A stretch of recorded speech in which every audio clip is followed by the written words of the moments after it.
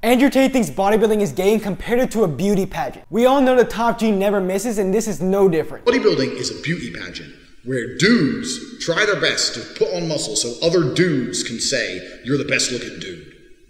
It's gay. It's super gay. Unlike bodybuilders, I'm actually a personal trainer in real life. Despite my YouTube audience being almost entirely male, the people I train in real life are girls between the ages of 18 and 22. Before you say it, no, I'm not addicted to ass, I randomly get assigned clients. These girls come in pretty good shape and have the attitude of, I get Mario's attention for 1 hour, I get the feeling I'm doing a workout, and that's it. When I work out with these girls, we work out in a private room, but we have a see-through door where you can see all of the gym. And I swear, 3 of my clients saw this steroid head bodybuilder and their responses were almost identical. Is that guy gay? No way he's natural. Does he think that looks good? That guy has to be way too obsessed with himself. What's actually funny is the people with the athlete build are typically more obsessed with themselves, but my clients all thought it was the reverse. These bodybuilders attract so much attention to themselves, but they don't attract girls. And it's actually the opposite. They actually repel them away. However, fitness culture is so bodybuilder skewed that they'll tell you that bodybuilders are aesthetic. Putting on as much muscle as you can, no matter the way you train, is how you actually look good. All these bodybuilders you see on social media are never called aesthetic by girls,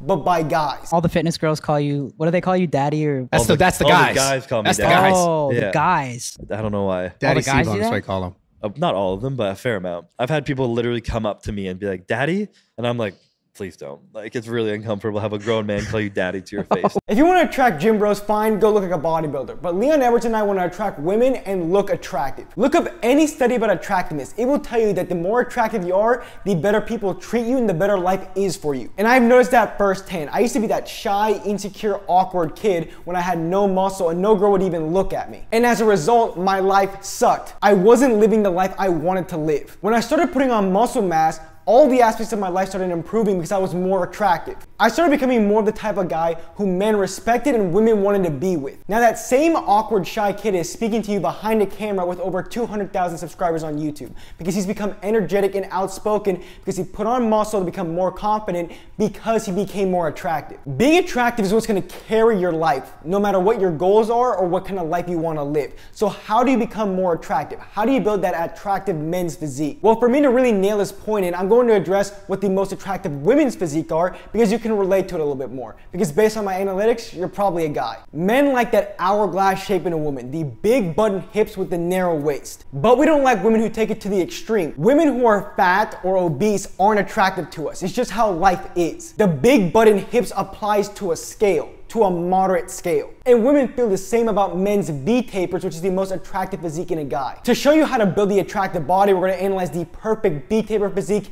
aka Leon Edwards. It's pretty simple. You just want the narrow waist, the big back and shoulders. Don't forget about the legs either, because if you don't have legs, you look stupid. And I'm not talking about the calves. Nobody cares how big your calves are. I'm not saying don't focus on other muscle groups I didn't mention, like the chest and the arms, but having those developed won't be as attractive or aesthetic as having the attractive muscles developed. What also attracts women is physical competency. Women like tall guys. Why? Because it shows physical competency. A lot of attractiveness is just wired in our brains. No matter what women you meet, they like taller guys. Height triggers that physical competency desire that women are built with. What sucks is we can't change our height. You can improve your posture though to make you look a little bit taller. My brother Martin actually addresses this topic in his videos, so be sure to check out his channel. He probably has a video going over how to improve your posture to look taller. The desire for physically competent men is why women like the athletic build. A build that can run, move swift, and move a lot of weight on the same physique. The best measurement we have of addressing physical competency is the strength to mass ratio, which describes a person's ability to accelerate their own body, aka sprint, run, and change direction.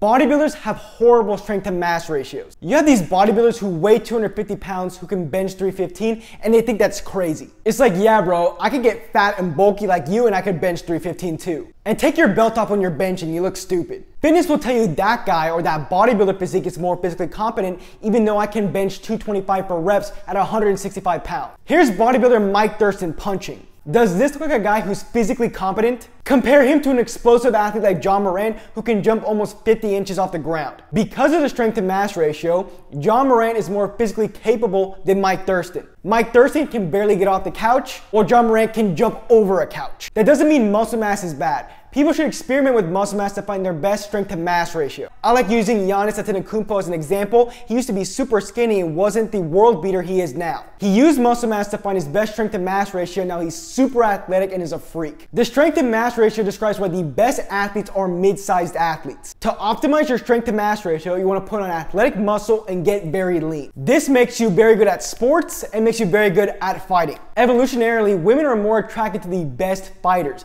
the men who could defend the tribe. This Fitness Vault survey reflects this. Any public interview where you see guys asking women what's the best body type for a guy reflects this. The strength to mass ratio, the physical competency, the aesthetic of a lean athletic build is why they're so attracted to it. However, the athlete build's better than the lean build because not only is it aesthetically pleasing to women, but it also checks off their box for physically competent men. If you train like a bodybuilder, no matter what size you are, you're not going to be physically capable. You could be an athletic looking bodybuilder and you'd still move like crap if you train like a bodybuilder. Athletic bodybuilding gives you everything to truly be attractive to women and aesthetic. Now we know that athletic bodybuilding is superior for attracting women. Why does that matter? Because we do it for ourselves. We don't do it for them. In my opinion, and biology and evolution would suggest I'm accurate here, every guy lives to be more attractive to women. Most guys, and when I say most guys, I mean bodybuilders, have too much of an ego to admit it. I actually doubt it's ego. I'm sure it's just bodybuilders blinding themselves from reality. It's in men's DNAs to improve ourselves, to improve our chances with women. Bodybuilding isn't training for aesthetics. If you want to be aesthetic, you need to train like an athlete.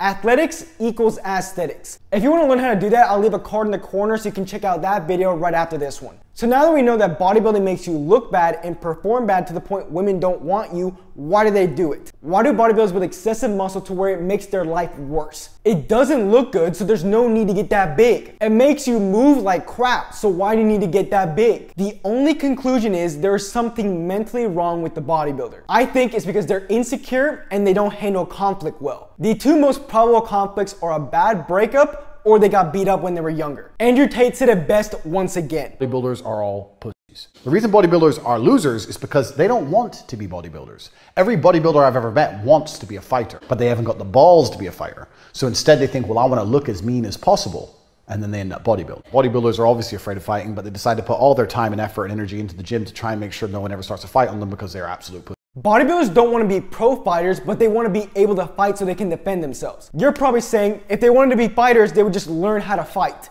It's not that simple. Learning how to fight, learning a martial art is scary, challenging, and difficult. And there's data to back that up. Most men aren't doing a martial art because martial arts challenge you physically and mentally. Bodybuilding does not compare to martial arts or learning how to fight. Bodybuilders talk about how hard bodybuilding is and it's just as hard as fighting. No, it's not. It is incredibly disrespectful to compare lifting weights to getting punched in the face or choked out. I've gotten hit in the face so many times, I've gotten choked out so many times. Lifting weight is a piece of cake. It doesn't compare, it's not hard. When I go into the weight room, I'm excited, I'm happy, I get to do what I love to do. But when I step in an MMA gym or a cage, there's always a bit of nerves and anxiety that overwhelms me. I have learned in my life that you grow the most from conflict and from trauma. The growth of my YouTube channel, my transformation from skinny to fit, the growth of my business all came from trauma. I thank God for it because I use it to fuel my life. Because just a year ago, I was a complete nobody. And the reason I'm not a nobody anymore is because I chose to look like this and not like this. Check out this video to learn about athletic bodybuilding and change your life.